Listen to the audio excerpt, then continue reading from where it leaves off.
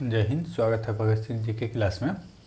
पिछले क्लास में हम लोग अकबर के बारे में जाने थे और देखे थे कि कहाँ कहाँ युद्ध लड़ा था। आज देखेंगे अकबर द्वारा किए गए प्रमुख कार्य। जैसे सबसे पहली बार 1562 में दास प्रथा ख़त्म कर दिया गया अकबर के द्वारा। ठीक है, दास प्रथा मतलब किसी को गुलाम बना के रखा था, तो वो प्रथा को समाप्त कर दिया 1562 में। एग्जाम में पूछता है कि दास प्रथा को कब ख़त्म किया, तो 1562 में। 1563 में जो है तीर्थ यात्रा कर समाप्त कर दिया गया। जो गैर मुस्लिम थे यानी हिंदुओं से जो तीर्थ करने जाते थे धार्मिक स्थल में, उससे एक विशेष प्रकार का कर लिया जाता था जिसे कहते थे तीर्थ यात्रा कर। उसे अकबर ने समाप्त कर दिया। कब किया? 1563 में। पूछता है तीर्थ 63। 1564 में जजिया कर समाप्त कर दिया। जजिया कर जो है गैर मुसलमानों से लिया जाता था, यानी कि हिंदू से लिया जाता था, तो इसे भी समाप्त कर दिया गया 1564 में। 1571 में क्या होता है? गुजरात विजय के दौरान वहाँ एक शहर की स्थापना करते हैं, फतेहपुर सीकरी शहर की स्थापना करते हैं। बाद में राजधानी भी बना लेते हैं फतेहपुर सीकरी को। ठीक है, जब उधर से जीत होकर रिटर्न होता है तो एक दरवाजे का निर्माण करता है जहाँ से आप फतेहपुर सीकरी में प्रवेश कर सकते हैं। वो किए थे 1573 में। ठीक है, 1575 में इबादत खाना की स्थापना किया। इबादत खाना क्या होता था कि एक भवन टाइप का होता था, उसमें धर्म के जो ज्ञानी थे, यानी कि पहले तो 1975 में इबादत खाना में सिर्फ मुस्लिम धर्म का आने की था अनुमति। वहाँ आके वो विचार विमर्श करते थे, यानी कि करते थे अपने धर्म के बारे में एक्सप्लेनेशन करते थे। ठीक है, लेकिन 1578 में इबादत खाना को जो है सभी धर्म के लिए खोल दिया गया। पहले तो सिर्फ मुस्लिम धर्म थे, अब सिख हिंदू सब धर्म के लिए खोल दिया गया था। ठीक है, जिसके कारण कि सब धर्म में बहस होने लगा कि मेरा धर्म सबसे अच्छा है, मेरा धर्म सबसे अच्छा है। तो उसी समय अकबर ने 1579 में मजहर की घोषणा कर दी। मजहर की घोषणा क्या हो गया कि सबसे बड़ा पंडित नहीं होगा, सबसे बड़ा राजा होगा। ठीक है, जो बोलेगा वही मानना होगा। ठीक है, फिर 1580 में 10 साला बंदोबस्त के व्यवस्था किया गया। 10 साला बंदोबस्त क्या था? कर यानी कि जो ज़मीन में पैदावार होते थे उसके अनुसार कर लिया। 10 साला यानी कि 10 साल का एवरेज निकाला जाता था। एवरेज निकाला जाता था यानी कि 10 साल, जैसे आज 2023 चल रहा है तो पिछले 10 साल तक यानी कि 2013 तक का उस ज़मीन का क्या कहते हैं हम एवरेज निकाला जाता था कि कितना कितना किस साल में पैदावार हुआ। उस 10 को जोड़ के, ठीक है, औसत निकाला जाता है और उसके 1/3 भाग कर के रूप में अकबर लिया करते थे। इसीलिए 10 साला पद्धति कहते हैं। ये पद्धति टोडलम नाम के एक थे, उसके द्वारा के क्या कहते हैं नवरत्न, उसके द्वारा बनाया गया था, इसे टोडलम पद्धति भी कहते हैं। 1582 में दीन ए इलाही धर्म की स्थापना की। दीन ए इलाही धर्म क्या था कि जितने धर्म थे, सबसे जो अच्छे अच्छे धर्म थे उसे इकट्ठा किया गया था और एक नए प्रकार का धर्म का स्थापना किया गया था, जिसका हेड कौन होगा? यानी कि राजा होगा। ठीक है, राजा के सामने आओगे, सर झुकाओगे, सजदा करोगे, ठीक है, पैगंबर करोगे, ये सब की शुरुआत की। लेकिन ये धर्म चलने वाला नहीं था। मात्र इसमें 18 आदमी ने इस धर्म को अपनाया था, दीन ए इलाही धर्म। ठीक है, दीन ए इलाही धर्म को जो है मात्र 18 आदमी अपनाए थे। उसमें से मात्र एक हिंदू थे, मान सिंह।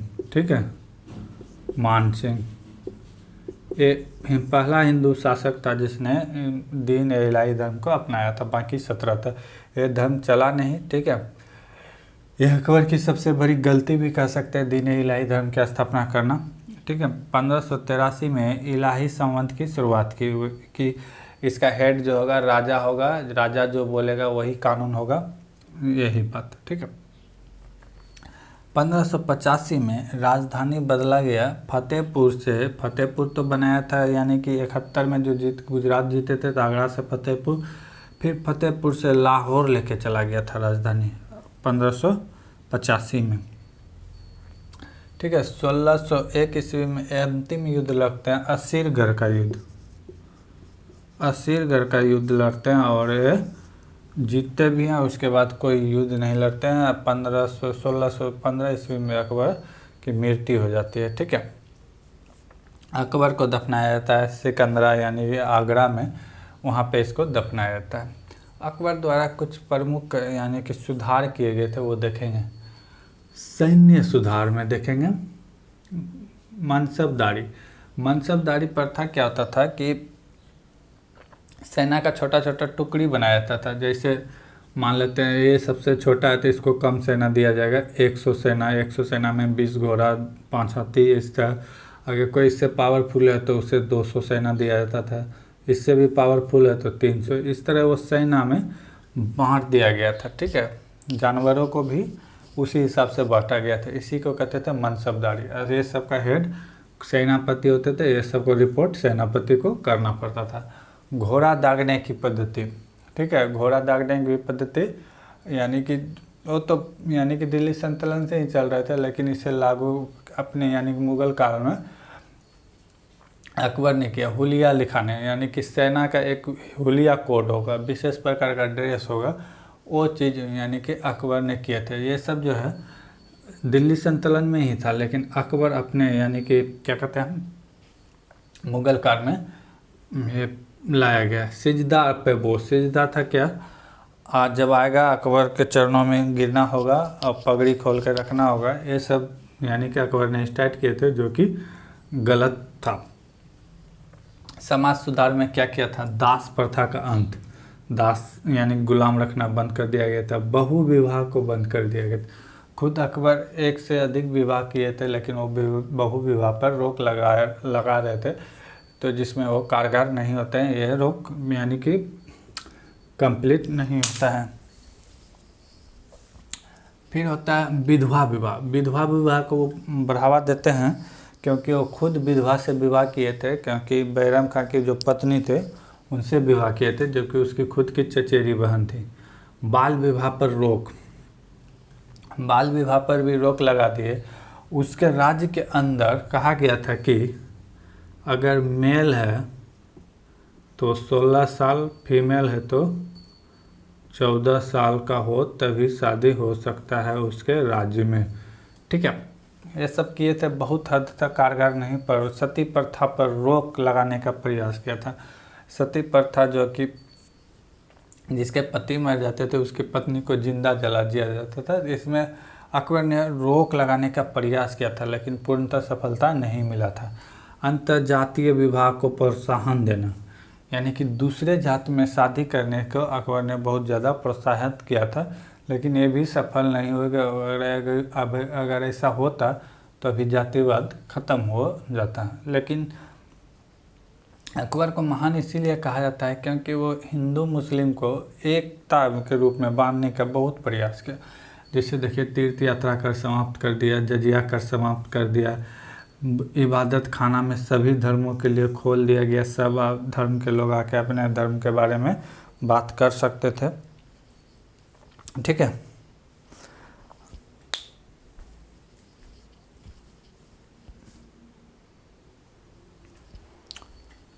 अब देखेंगे प्रमुख द्वार यानी कि अकबर द्वारा प्रमुख निर्माण। ऐसे तो शाहजहाँ को निर्माण मात्र के रूप में जाना, लेकिन अकबर भी कुछ कुछ बनाए थे, देखेंगे। ठीक है, पहला है आगरा का किला। आगरा का लाल किला। ठीक है, अगर दिल्ली का लाल किला का बात करें तो शाहजहाँ बनाए थे। ठीक है, लेकिन अगर आगरा की लाल किला का बात करें तो कौन बनाया था, अकबर बनाया था। पूछता है का बहुत आदमी कंफ्यूज होकर किला देखता मार देता शाहजहाँ। ठीक है, आगरा का लाल किला। सेकेंड है इलाहाबाद का किला। इलाहाबाद का किला।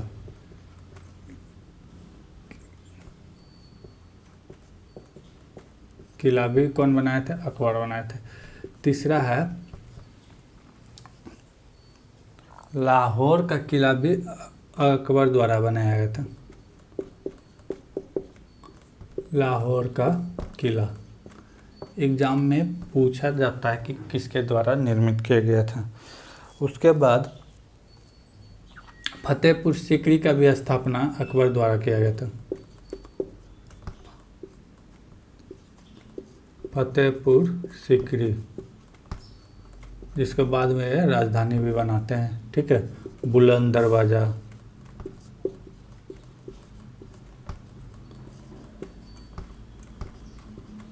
बुलंद दरवाज़ा भी बनाए थे। कौन बनाए थे?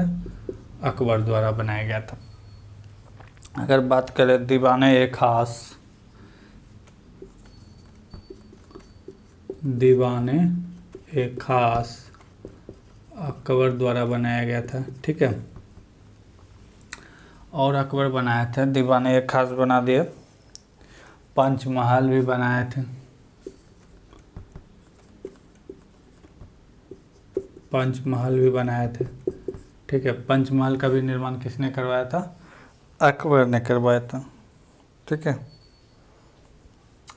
और क्या कहते हैं, पंचमहल हो गया। और एक अपने बीवी के नाम पे एक महल बनाए थे जिसका नाम था जोधाबाई महल। जोधाबाई महल।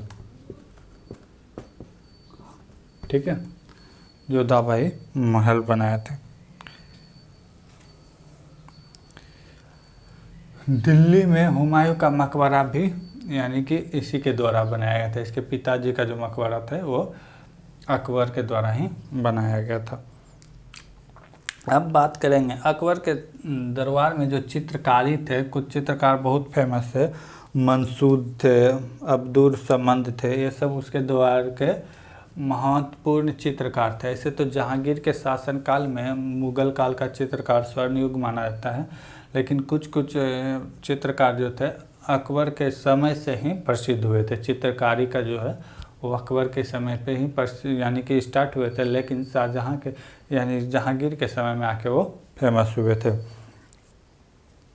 ठीक है, अगर संगीत के बात करें तो तानसेन, बैजू बावरा, ये सब अकबर के ही समकालीन थे। उसी के समय ये सब गान बजान करते थे। ठीक है, तानसेन हो गया, बैजू बावरा हो गया, बाज बहादुर हो गया, रामदास हो गया। ठीक है, ये सब थे।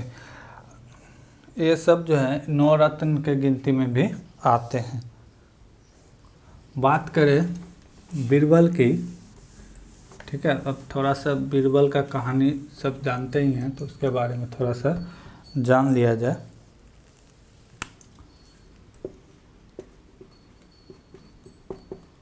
ठीक है, बीरबल के बारे में थोड़ा सा सुनेंगे। इसको महेश दास, ओरिजिनल नाम अगर देखा जाए तो महेश दास था। महेश दास पूछा जाता है एग्जाम में कि बीरबल का ओरिजिनल नाम क्या है, तो महेश दास है। ठीक है, अकबर इसे कवि राज्य की भी उपाधि दिए थे बीरबल को। ठीक है, ऐसा नहीं कि वो कवि थे, लेकिन ज्ञानी थे बहुत ज़्यादा, यानी किसके पास ज्ञान था, क्योंकि अकबर को बहुत जगह ये यानी कि बात मानते भी थे और अच्छे भी थे। ठीक है,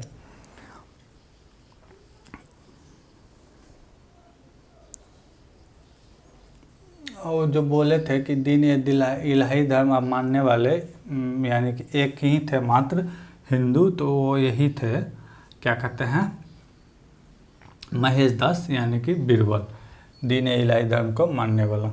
ठीक है, अगर बात करें बीरबल की जो हत्या है, क्या कहते हैं, यूसुफ रजा किला में बीरबल की मृत्यु कर दिया जाता है।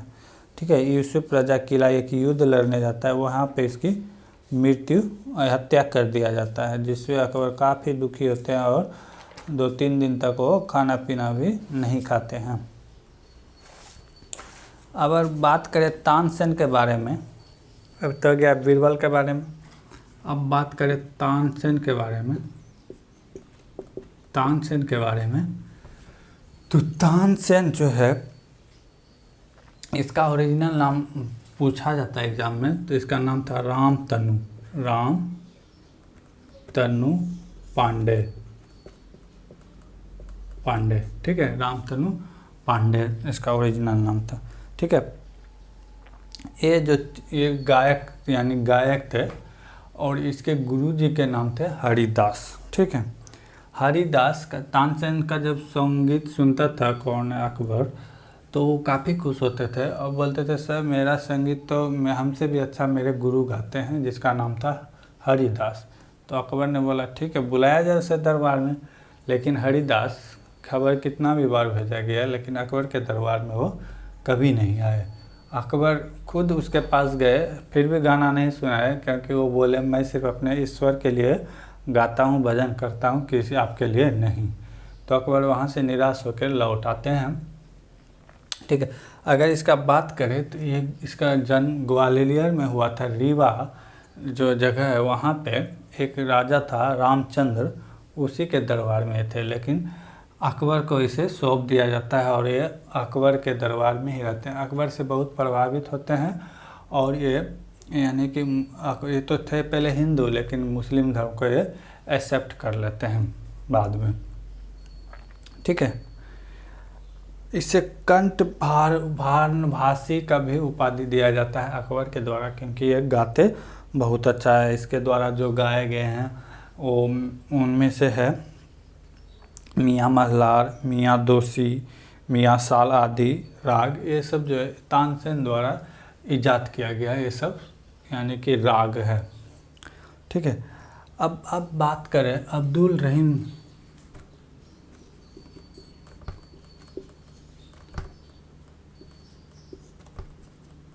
अब्दुल रहीम, ठीक है। अब्दुल रहीम एक बैरम खां का ही पुत्र था। बैरम खां की हत्या के बाद इसे अपने दरबार में ले लिए थे और ये ज्ञानी थे, कवि भी थे, यानी कि ज्ञाता भी थे। इसी के देख रेख में एक क्या कहते हैं अनुवाद क्या कहते हैं उसको अनुवाद विभाग का भी स्थापना किया गया। इन्हीं ने अकबर यानी कि बाबरनामा तो तुर्की में था, उसे फारसी में अनुवाद करते हैं और अकबर को बताते हैं कि आप जो है बाबर का अंतिम इच्छा था कि उसे काबुल में दफनाया जाए। तो पहले तो इसको आगरा में दफनाया, दिल्ली में दफनाया था, फिर वहाँ से इसे उखाड़ के यानी कि इसके जो समाधि स्थल होता है उसे उखाड़ के आगरा यानी कि काबुल में दफनाया जाता है। अब्दुल रहीम खान खाना को खान खाना की उपाधि अकबर के द्वारा दिया जाता है, ठीक है। ये बहुत सारे अनुवाद करवाए थे, यानी कि ज्ञानी भी थे तो ये अनुवाद कराए थे, ठीक है। अब बात करें अबुल फजल के,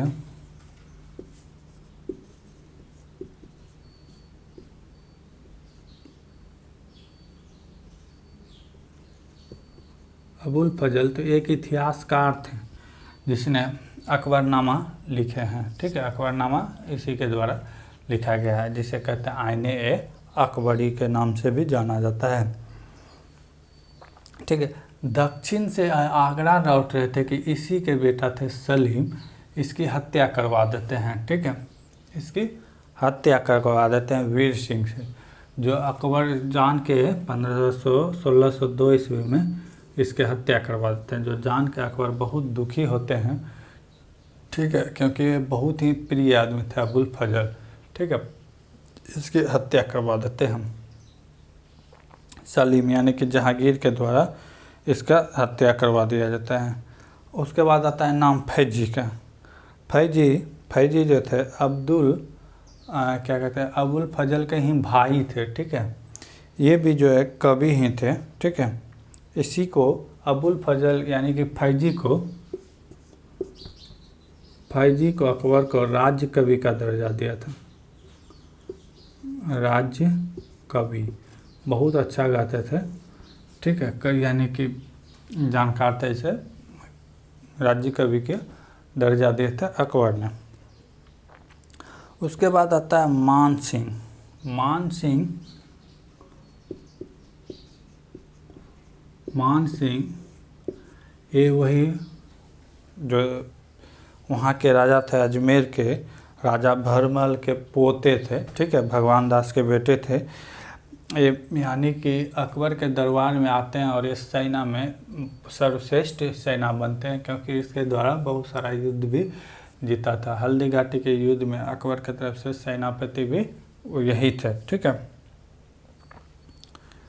उसके बाद आता है टोलड्रम। टोलड्रम तो एक भूमि सुधारक ये सुरसा के समय के थे, ठीक है, जो अकबर के दरबार में ही रहते हैं, जिसने 10 साला पद्धति लाया था टोलड्रम। उसके बाद आता है प्याजा, मुल्ला दो प्याजा, ठीक है, ये विदेशी रहते हैं, ये भी इसी के दरबार में रहते हैं। तो ये अकबर के प्रथम यानी कि नवरत्न में से थे कुछ प्रमुख नाम जो कि काफ़ी फेमस हुआ थे, ठीक है। तो इस तरह अकबर समाप्त होता है। अकबर को अगर बात करें तो अकबर को पहले क्या आगरा में दफनाया जाता है, जिसका नाम है सिकंदरा, ठीक है, सिकंदरा यानी का वहाँ पे उसको दफनाया गया था। अब अगले किस क्लास में देखेंगे जहांगीर, ठीक है, इसी के बेटा जहांगीर के बारे में।